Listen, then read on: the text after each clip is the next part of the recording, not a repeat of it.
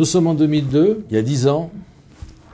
Nous créons l'OVE parce que BNP Paribas et sa filiale Arval, filiale de location longue durée automobile aux entreprises, ont besoin de parler à leurs clients, à leurs partenaires, à leurs fournisseurs de façon différente du marché et du métier. Alors effectivement, nous avons pu aborder des sujets tout à fait nouveaux. Je pense à la prévention des risques routiers, aux technologies embarquées, aux énergies, aux mobilités du futur. Donc tous ces thèmes qui sont hyper intéressants parce qu'ils déterminent la façon de faire de nos décideurs. Et nous sommes là donc pour leur apporter toute l'information nécessaire. Aujourd'hui, avec les règles environnementales qui sont de plus en plus pressantes, la fiscalité de plus en plus oppressante, c'est bien difficile d'être un gestionnaire de parc aujourd'hui. Il faut vraiment qu'il soit au courant de tout, à l'affût de tout, et aussi au courant de ce qui va se passer. Donc vraiment, c'est un métier très complet, et j'en profite pour leur tirer mon chapeau, parce qu'ils font un boulot formidable et difficile. Limagrain est un groupe qui réalise 1,5 milliard de chiffre d'affaires avec 7200 collaborateurs dans le monde entier. Et nous disposons aujourd'hui de 600 véhicules sur la France et de 400 véhicules sur l'Europe proche. L'OVE est un organisme qui nous permet surtout d'effectuer une veille sur l'ensemble des sujets qui concernent la mobilité. Alors ça peut être effectivement la fiscalité, c'est bien entendu l'écologie, le développement durable au sens large du terme. C'est également tout ce qui peut concerner le côté économique et puis tout le côté technologique. Non seulement en France, mais également à l'étranger.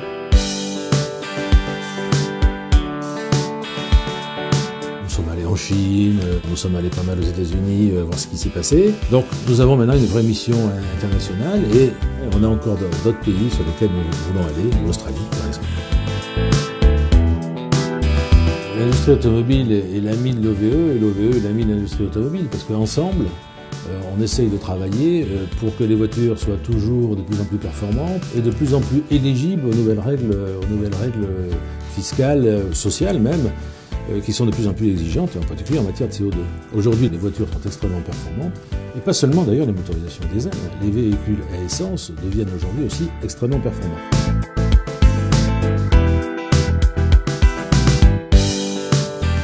On a demandé à des architectes urbanistes, construisez-nous la ville de dans 20 ans. À quoi vous pensez-vous, urbanistes, qu'elle va ressembler? Avec cette grande interrogation pour nous, c'est est-ce que la voiture a encore une place dans la vie de demain? Et bien là où on est très satisfait, c'est que tous les architectes à qui on a parlé, tous, et c'était des cabinets internationaux, en Allemagne, aux États-Unis, au Japon, en Espagne, tous les cabinets ont dit qu'il y aura une place pour l'automobile dans la ville de demain. Et que la mobilité personnelle et indépendante et individuelle, elle va continuer. Donc ça conforte le rôle de l'automobile. Par contre, cette voiture, elle sera peut-être différente, elle sera peut-être plus petite, elle sera peut-être électrique, elle sera certainement connectée. Et tout ça, c'est des choses sur lesquelles on travaille et on sera dans l'esprit de la marque Vorsprung durch Technik, l'avance par la technologie, on sera certainement novateur dans un certain nombre de ces domaines. Les canaux de diffusion, de communication de nos travaux, ils sont multiples. Ce sont les cahiers, les célèbres cahiers de l'OVE, ce sont nos conférences, on en fait plusieurs par an, que ce soit à Paris ou en province. C'est notre journal qui paraît tous les trimestres, c'est notre site, c'est le blog, c'est le compte Twitter, c'est Facebook. C'est tous ces outils, plus ou moins modernes d'ailleurs, qui sont à notre disposition et que l'on utilise massivement pour informer notre public de ce que nous faisons.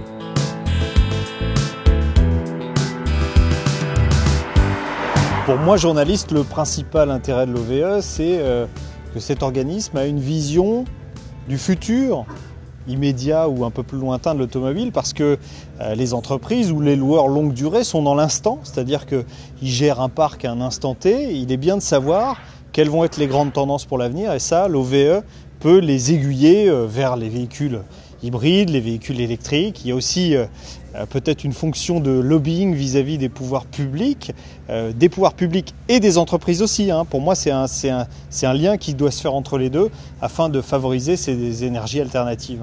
L'intérêt de l'OVE, c'est ça, c'est d'arriver à dire à ces gens qui sont presque des comptables dans leurs calculs, levez le nez, regardez, il y a d'autres solutions. Ces solutions, sur le papier, elles vont peut-être vous paraître bizarres, plus chères. Si vous allez un peu plus loin, vous verrez que vous avez des bénéfices que vous ne pouvez pas avoir autrement. Et ça, il n'y a que l'OVE qui peut le faire. Bon, et puis nous, on regarde toutes les technologies. Qui aurait cru, il y a encore quelques mois, qu'un avion puisse voler et faire le tour du monde uniquement avec l'énergie solaire? Nous sommes tout à fait convaincus que demain, d'autres véhicules arriveront, d'autres moyens de se déplacer avec de nouvelles énergies arriveront. Donc là aussi, nous sommes aux avant-postes pour observer ce qui se passe.